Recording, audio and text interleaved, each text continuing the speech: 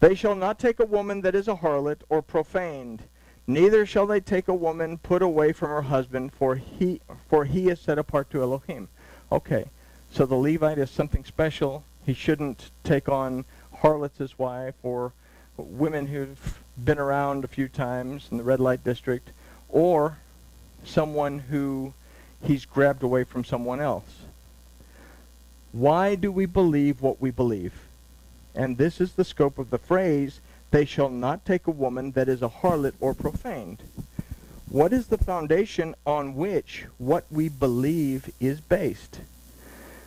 Taken to does not refer to only religious dogma.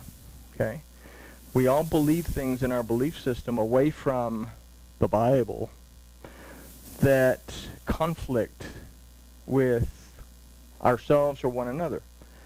What is the basis for my stance on a multitude of daily issues? The word for woman in this verse is Isha, that represents for us the spiritual side of the Adam. But we also have to take into account that Isha also represents the conscious mind of the Adam. In other words, it represents our thoughts. The word for harlot here is Zana, that aside from harlot refers to acts of idolatry as well as an unfaithfulness to Yahuwah Elohim. So again, beyond religious ideas, we must consider that we are capable of committing mental idolatry by losing focus on what's relevant and replacing it with what is not. Okay?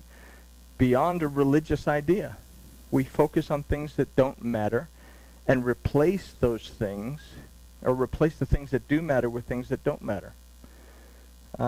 We pollute our thinking by overloading our minds with stuff and then separate us from our relationship with Yahuwah Elohim.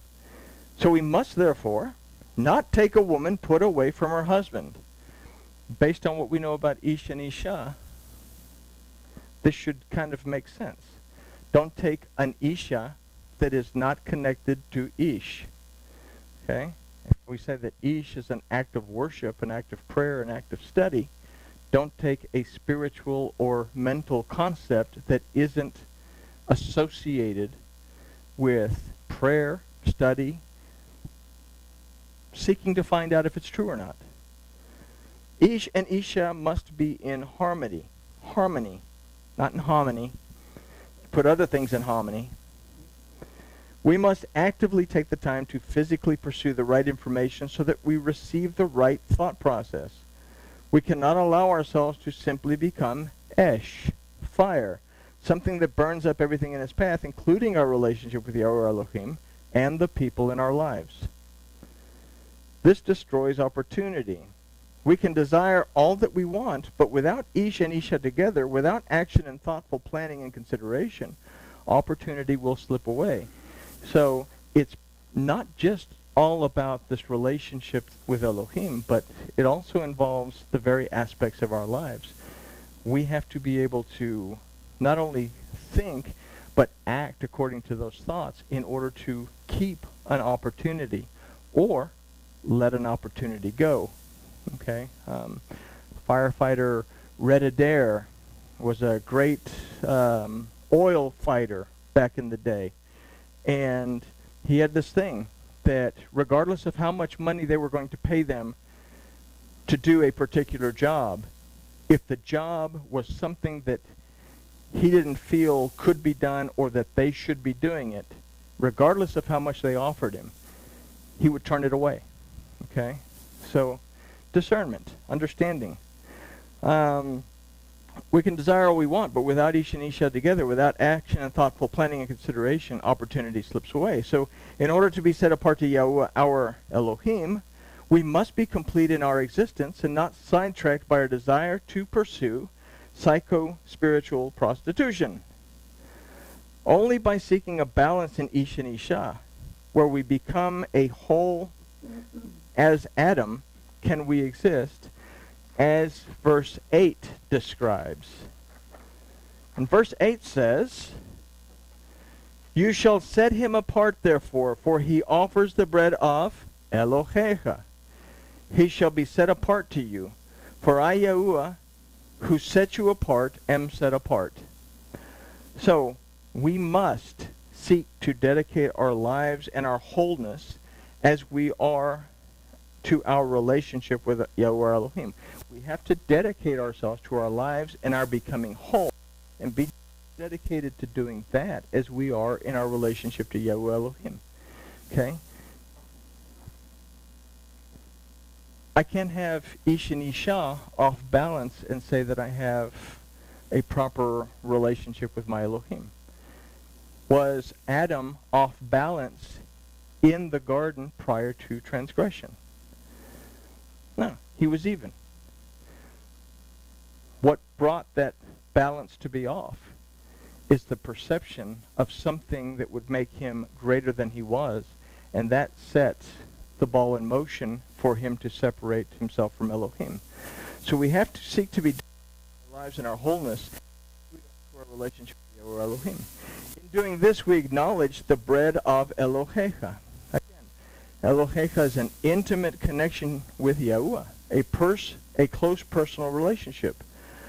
The word for offers in this case is makarov, that from the root karov means to draw near to.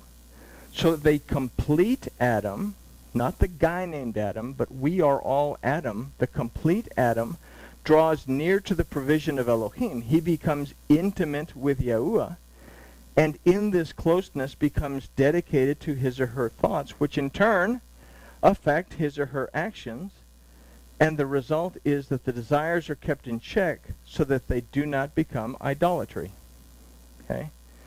We a lot of things, but do the things that we want become idolatry to a point where they become more important than our relationship with Yahweh, our Elohim? Okay? So, in asking that question, if I'm in the mindset of all this God stuff only occurs a couple of hours a week, then it becomes irrelevant, because my relationship is halal. It's just common. And walking according to the word of Elohim and the instruction of Elohim, it just really isn't all that important, because there's life, and then there's all that religious stuff. As opposed to stripping away this concept of all that religious stuff and saying that within Yahuwah my Elohim I live and move and have my existence, and that I have a set of instructions to help me to live a better life, so that I can fulfill the second commandment that Yahusha gave me, that I love my neighbor as myself. Okay?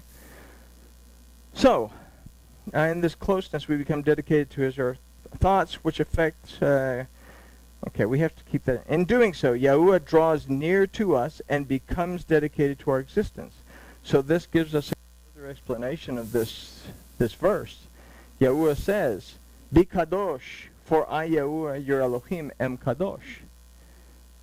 Be dedicated to me, because I am dedicated to you. So, kind of a little bit more than a Cliff Notes version of these verses. But do you see how, when we understand types within the Torah, that we can actually go to things like the sacrifices, which don't apply to us anymore because they were all those thousands of years ago, and see that really within these sacrifices, yes, the concepts in those apply to us. And I guess with that, we can say that grooviness has been achieved. I said, yeah.